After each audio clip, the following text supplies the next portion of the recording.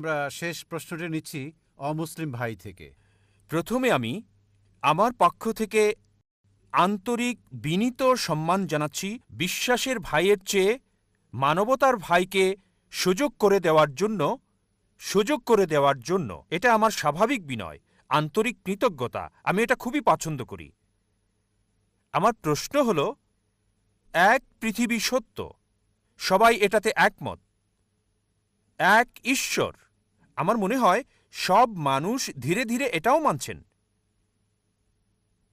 সুতরাং বহু ঈশ্বর যখন ছিল, অনেক ধর্মও সেখানে ছিল। আমার মনে হয় ঈশ্বর চান যে আগের মতো, যেমন অতীতে এক ঈশ্বর ছিল, এক পৃথিবী ছিল আর এক ধর্ম, একজনের কাছ থেকে এসেছি, তবুও অনেক ঈশ্বর, অনেক ধর্ম। ঈশ্বর সেটাই চাচ্ছেন আমাদেরকে সেখানে ফিরিয়ে নিতে, যেখানে এক ঈশ্বর, এক পৃথিবী, এক ধর্ম। আপনি কি মনে করেন এটা ঈশ্বর দ্বারা প্রতিষ্ঠিত হবে নাকি মানুষ দ্বারা? আমার দ্বিতীয় প্রশ্ন হল, আমিষ এবং নিরামিষ ভোজী কোনটা উত্তম? ভাই দুটো প্রশ্ন করলেন। প্রথমটা হলো, আগে এক ঈশ্বর, এক ধর্ম, এক পৃথিবী ছিল, এখন এক পৃথিবী, বহু ঈশ্বর, অনেক ধর্ম। কিভাবে এক ঈশ্বর, এক পৃথিবী, এক ধর্মে আমরা ফিরে যেতে পারি? এটা আরও এমন পিস এক্সিবিশন, এমন আরও কাজ, এমন আরও আলোচনার মাধ্যমে এটা হতে পারে। প্রধান ধর্মগুলোতে ঈশ্বরের ধারণা। আর আমাদের শুধু এরকম আলোচনা করলেই হবে না, আলোচনার পর মানুষকে এটা বাস্তবায়ন করতে হবে। আপনার কাছে আমার অনুরোধ ভাই, এটা বাস্তবায়ন করুন যে ঈশ্বর এক, ধর্ম একটাই, ঈশ্বর কেবল একজনই, তাকে কেউ জন্ম দেয়নি, তার কোনো প্রতিমূর্তি নেই। এই এক ধর্ম, সর্বশক্তিমান ঈশ্বরের কাছে নিজের ইচ্ছাকে সমর্পণ করার এই ধর্ম গ্রহণ করুন।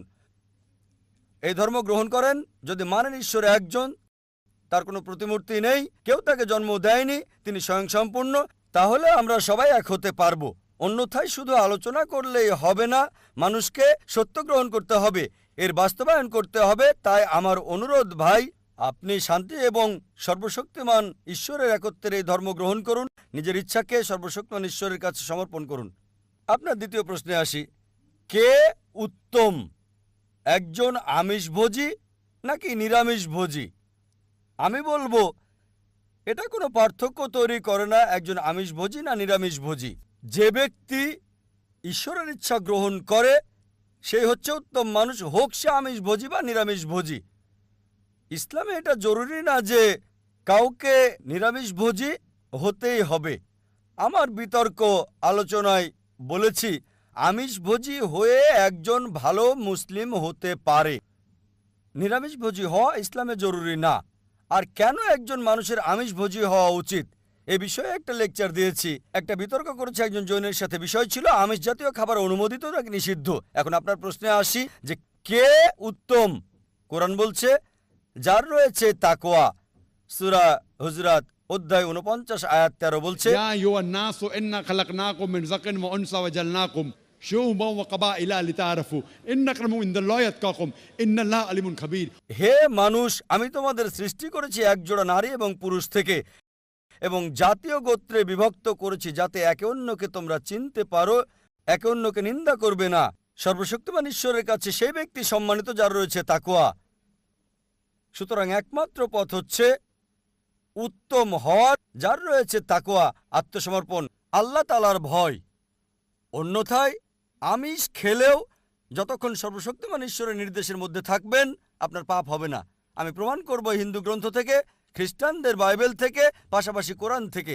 সুতরাং মূল কথা হচ্ছে সেই উত্তম যার রয়েছে তাকওয়া, যার ভয় আছে, খোদাভীরুতা আছে। আশা করি উত্তরটা পেয়েছেন। ওয়া আখিরি দাওয়ানা আনিল হামদুলিল্লাহি রাব্বিল আলামিন।